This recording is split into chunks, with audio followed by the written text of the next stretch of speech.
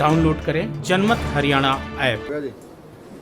आज का जो चुनाव है बड़ौदा हल्के का बाई इलेक्शन होने जा रहा है। ये चुनाव इस क्षेत्र के लिए और बड़ौदा हल्के के लिए बहुत ही महत्वपूर्ण चुनाव है, क्योंकि जब भी बात होती है तो बड़ौदा पिछड़ा हुआ क्षेत्र की बात आती है। मैं पहली बार भी मेंबर पार्लियामेंट बन के आया था तो मैं सोचता था कि बड़ौदे में बहुत विकास हुआ होगा, क्योंकि बड़ौदा उस सरकार का चहेता हल्का था। लेकिन मैंने अपने हल्के राय गन्नौर गिन के मुकाबले में आगे भी देखा तो कम से कम 10-15 साल पीछे नजर आया। इस हल्के में पानी के पीने की समस्या बहुत ज़बरदस्त थी। निकासी पानी डूबने के लिए था लेकिन पीने के लिए नहीं था। और हमने पिछले 5 साल में लगभग 35 गाँव में पानी पहुँचाने का काम किया था और जो बचे हैं उन सब का भी कर दिया है कि अगले 6 महीने के अंदर अंदर बड़ौदे हल्के में पीने के पानी की समस्या नहीं रहेगी। उसके साथ साथ रोडों की बात थी। हमारे वहाँ तकरीबन रोड डबल थे और आज हमने लगभग 75% 80% रोड बड़ौदे हल्के के गाँव के भी चौड़े किए हैं, 18 फुट के किए हैं और उससे बड़े भी किए हैं। तो एक रोडों का काम, पीने का पानी का काम। इसके साथ साथ यहाँ फसल बहुत बर्बाद होती थी, उसका निकासी का प्रबंधन हमने काफ़ी कुछ कर लिया है और भी 70-80% हमने लगभग कंप्लीट किया है। और जो फसल का हुआ मुआवजा देने की बात हुई वो सारा किया है। तो मैं आप लोगों को एक बात कहना चाहता हूँ, और सबसे बड़ा काम जो बड़ौदा के लिए हमने किया है, अगर हमने घुमाने का विकास करना है या किसी हल्के का विकास करना है तो नेशनल हाईवे होना बहुत ज़रूरी है। आज चाहे गुड़गांव हो, चाहे फरीदाबाद हो, चाहे सोनीपत हो, चाहे पानीपत हो, चाहे अम्बाड़ा हो और चाहे कुरुक्षेत्र हो, करनाल हो, पंचकुला हो, अगर इनका विकास हुआ है तो ये सिर्फ NH के होने के ऊपर इन सब का विकास हुआ है। तो अपने इसकी तरफ ध्यान देंगे। पिछले 5 साल में MP बनने के बाद लगभग 28,000 करोड़ के काम हमने नेशनल हाईवे के अपने पार्लियामेंट क्षेत्र में किए हैं और उसी का रिजल्ट है कि आज सोनीपत गोहाना जींद ग्रीन हाईवे, जो पहला ग्रीन हाईवे हमारे प्रदेश में बन रहा है, वो इसके बीचों बीच होकर जा रहा है। इसके साथ साथ सोनी गोहाना से जींद वाला ये रोड पूरा होकर ये भी नेशनल हाईवे है। ये भी पहला उदाहरण है कि 1 किलोमीटर दूर से दूसरा नेशनल हाईवे गुजरता हो। आज उसका काम तेजी से शुरू है और अगले 1.5-2 साल के अंदर अंदर वो कंप्लीट भी हो जाएगा। बोरले का जो पहले वाला नेशनल हाईवे बनाया था उसका पूरा हो गया है। तो मैं आप लोगों को कहना चाहता हूँ कि एक विकास का रास्ता हमें अपनाना पड़ेगा। और गोहाना जो है, चाहे रेलवे स्टेशन के पास थी, इतनी गंदगी पड़ी थी, आज 8 एकड़ में आप देख सकते हो। गोहाना की हालत भी बदतर हालत में था, आज गोहाना एक शहर के रूप में दिखाई दे रहा है। इसमें हमारी नगर पालिका की चेयरमैन का महत्वपूर्ण रोल रहा और वहाँ पर शानदार रेलवे जमीन में पार्क का निर्माण हो, स्टेडियम बनाना हो, दूसरे पार्क का निर्माण करना हो। गोहाना के बाईपास NH में तो दूसरा बाईपास है वो भी NH से हो जाएगा और एक रोड और जो गोहाना के ऊपर से गुजरेगा वो भी नेशनल हाईवे है। इस पर शुरू हो गया तो एक का पूरा हो गया, दूसरे पर शुरू। तो अपना है कि काम कैसे हो। सोनीपत गोहाना जींद रेलवे लाइन थी वो कंप्लीट करना, 3 ट्रेनें उस पर चलवानी, स्टेशनों को अपग्रेड करना। तो चाहे सेंट्रल गवर्नमेंट के काम हो, माननीय प्रधानमंत्री जी नरेंद्र मोदी के नेतृत्व में हमने एक नया रास्ता विकास का अपनाया है और इसी तरह प्रदेश में माननीय मुख्यमंत्री मनोहर लाल जी के नेतृत्व में हर आदमी को न्याय देने की कोशिश की है। चाहे वो नौकरियां का मामला हो, भ्रष्टाचार को अंकुश लगाने की कोशिश की। ये सब वो काम है जो भाई भतीजावाद, क्षेत्रवाद था, उसको हमने ख़त्म किया है। आज जींद को भी हमने 7 नेशनल हाईवे से एक किस्म से जोड़ा है, चाहे जींद का बाईपास हो, चाहे रेलवे के बड़े प्रोजेक्ट हो। और जो आज IMT की बात हमने घोषणा की है, उससे गोहाना और बड़ौदे हल्के का काफ़ी विकास में सहयोग होगा। आज चाहे जनता भूटाना में यूनिवर्सिटी बनाई है, उसे एजुकेशनल स्तर यहाँ से उभरेगा। 2 महिला कॉलेज बड़ौदे में बनाए हैं। तो ये सब एक विकास का नया रास्ता दिया है और लगभग 100 करोड़ रुपए पीने के पानी के और 120 करोड़ रुपए रोडों के और 100 करोड़ के करीब गांव में विकास के लिए पंचायतों में भेजे भी हैं और विकास का काम चल भी रहा है। पीछे भी मुख्यमंत्री जी के, जबकि हमारा यहाँ से विधायक नहीं था, ना आज तक बना है। मेरे क्षेत्र में सिर्फ एक विधायक था, लेकिन मुख्यमंत्री ने उस काम में कोई कमी नहीं छोड़ी। जब भी मैंने कहा, चाहे बड़ौदा हो, चाहे गोहाना, चाहे जुलाना हो, चाहे स्पीत हो, वो लगातार आए और जो डिमांडें रखी वो पूरी की। तो ये भाई भतीजावाद के बिना काम इस क्षेत्र में हुए हैं। मैं तो एक कहना चाहता हूँ, ये चुनाव बड़ौदा हल्का के विकास से जुड़ा हुआ है और एक बार भारतीय जनता पार्टी उम्मीदवार जिता के भाई योगेश्वर है, उसकी छवि बिल्कुल साफ है। उसने गोहाने का, इस बड़ौदा हल्के का नाम देश नहीं पूरे विश्व लेवल पर भी उन्होंने इनका मान और सम्मान बढ़ाया है। वह एक ईमानदार छवि है। तो मैं तो यही है कि इस बार भाई को यहाँ से विधायक बनाकर भेजो। पहली बार इस चुनाव में जाति पाति और सब चीज़ से ऊपर उठकर ये चुनाव अगर है तो बड़ौदा हल्के के विकास के लिए है, ना इससे कोई सरकार बदलती है, ना मुख्यमंत्री। सिर्फ एक है कि बड़ौदा हल्के का विकास कैसे हो।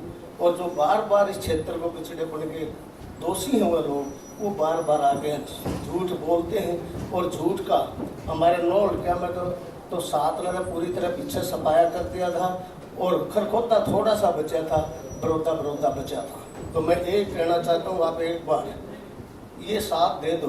अगर एमएलए भी अपना हो तो हम विकास का रास्ता और ज़्यादा तेजी से हो सकता है। आज राई में हमारा हो गया, गोहाने में हो गया और जींद में हो गया, ये चौथा एमएलए आप यहाँ से दो तो एक विकास का नया रास्ता मैं बड़ौदा के लोगों से यही अपील करना चाहता हूँ। और यहाँ के लोग बहुत ही समझदार हैं और ईमानदारी से काम करने वाले, मेहनत करने वाले हैं। मैं सिर्फ इतना ही कहना चाहता हूँ कि ये चुनाव और चुनाव से अलग हटकर है। अगर हमारा उम्मीदवार काम ना करे, ना ठीक लगे, 4 साल बाद बदल देना उसको, जो अच्छा लगे। अगर काम करे तो फिर बना दो, नहीं तो नहीं, कोई बात ही नहीं है। तो मैं इतनी बात अपनी कहना चाहता हूँ। अब आप पूछ सकते हो। कौशिक जी, मैं गौरव गर्ग हूँ, प्रथम तहलका न्यूज चंडीगढ़ से।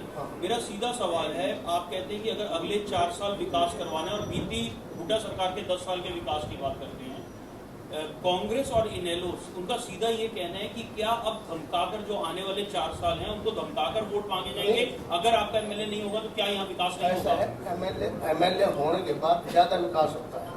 एक गाड़ी 2 पहियों से चलती है। सेंटर में हमारी सरकार है, प्रदेश में सरकार है। एमएलए होगा तो ज़्यादा से ज़्यादा यहाँ का विकास और भी ज़्यादा होगा। मैं अपनी तरफ से एमएलए वाला काम भी, एमपी वाला भी करने की लगातार हमने कोशिश की है और उसमें काफ़ी सफल भी है।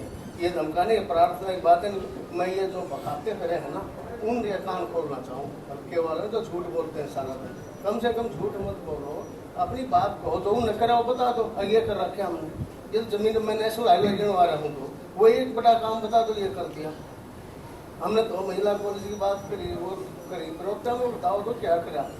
IMT की बात हम कर रहे हैं। पहले बड़ौदा हल्के के लिए किया क्या? वो एक काम तो गिनवाओ। पीने पानी की हम कितने गाँव की समस्या हल की है, रोडों की बात है, चाहे सफेदों से जोड़ने की बात हो, दूसरा हो सारा हम मेन रोड भी आप देख सकते हो, इसको एक काम के रूप में किया है। तो मैं यही बात कहना चाहता हूँ।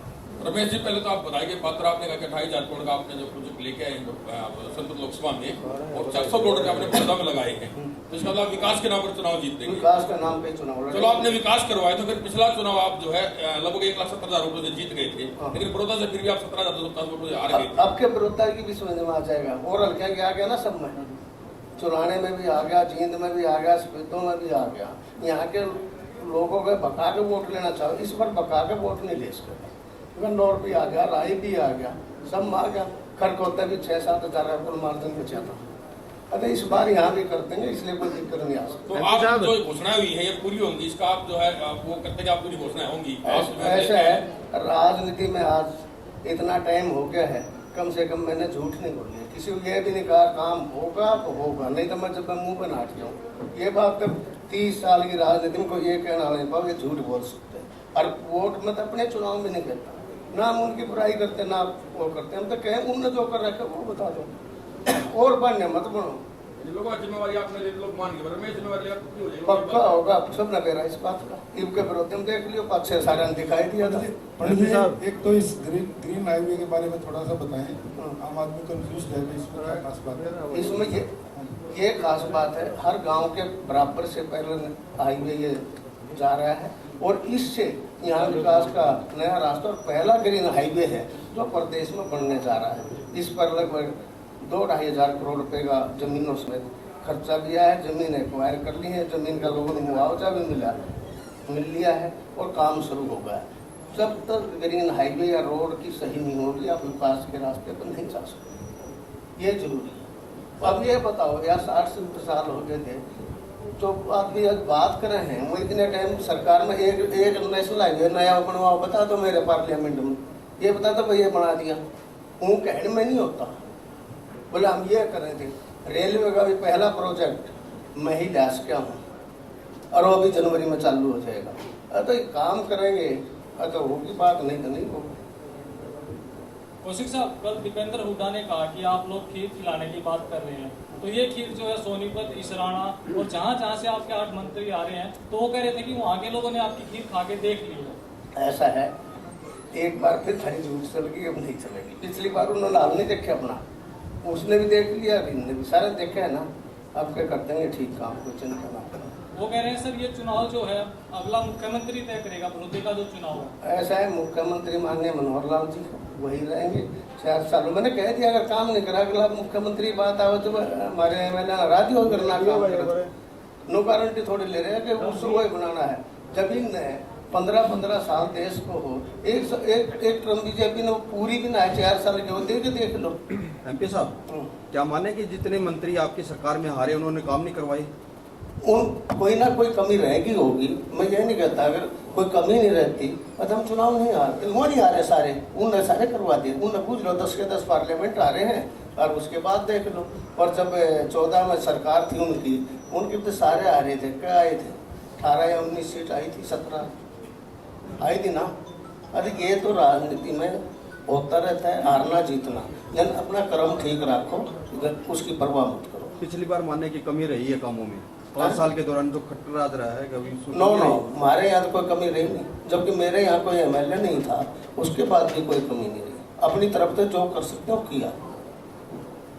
सांसद जी, जिस प्रकार से टिकट मांगने वालों की लंबी फहरिस्त थी और आजकल वो दिखाई नहीं दे रहे हैं कहीं भी, पार्टी कार्यालय में कहीं भी, क्या उस नाराजगी को कैसे दूर करें? ऐसा है, मैं आ गया हूँ 2 दिन में, वो सारे मेरी गेल में फोन बता दिया।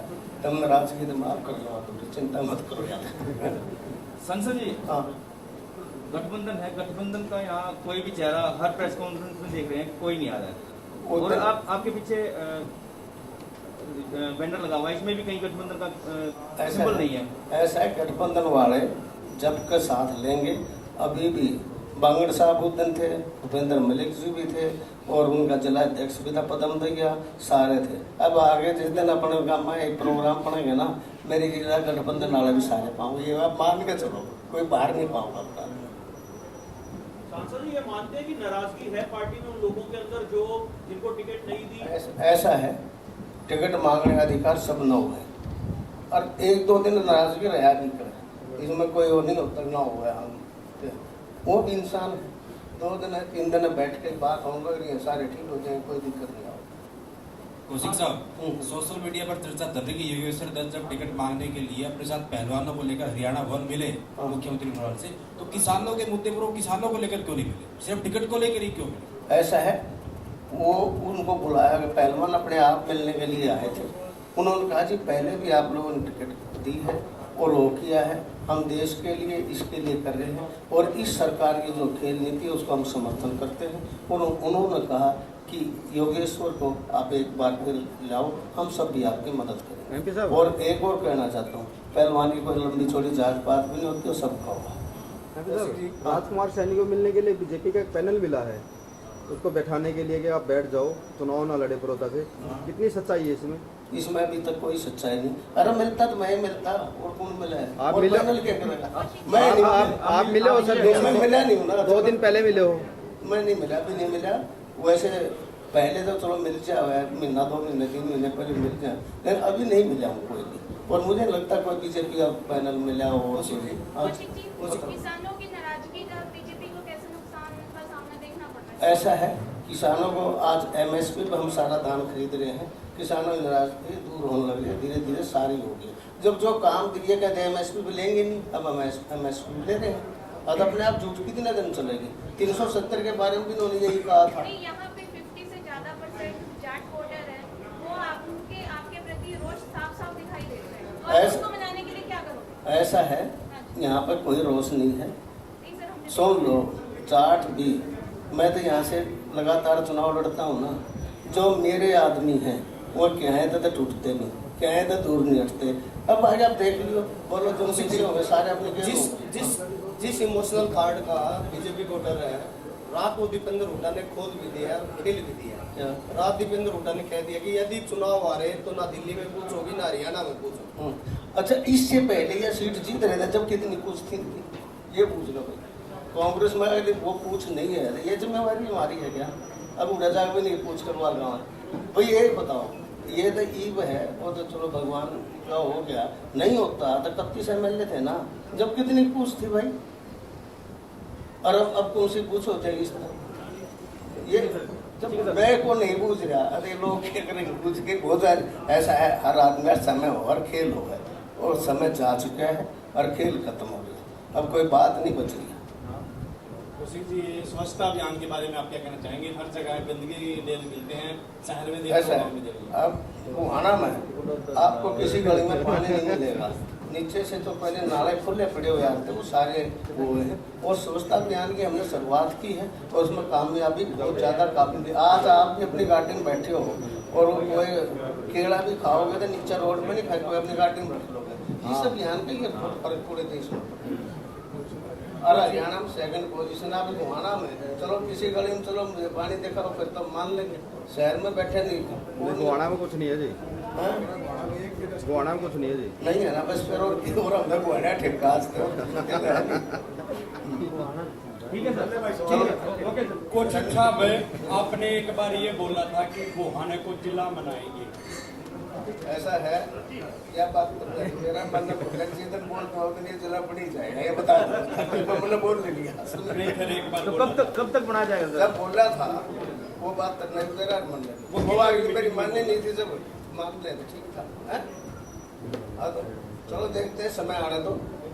कौशिक साहब, भाजपा जो अपना गणित लगा रही है वो इस हिसाब से लगा रही है, इस बार जेजेपी का उनको समर्थन है और इस नाते से जो भाजपा है वो इस सीट को जीत जाएगी, जबकि जो जेजेपी को वोट पड़े थे वो एंटी बीजेपी पड़े थे, जो बीजेपी वोट थे वो जेजेपी को गए थे, खासतौर पे एक कम्युनिटी के।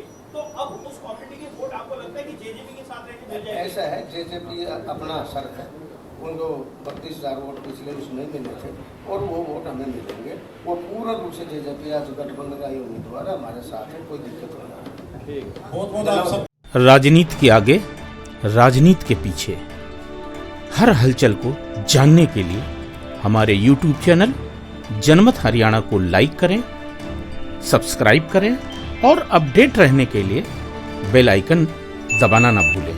देखते रहें जनमत हरियाणा, सच के अलावा कुछ भी नहीं।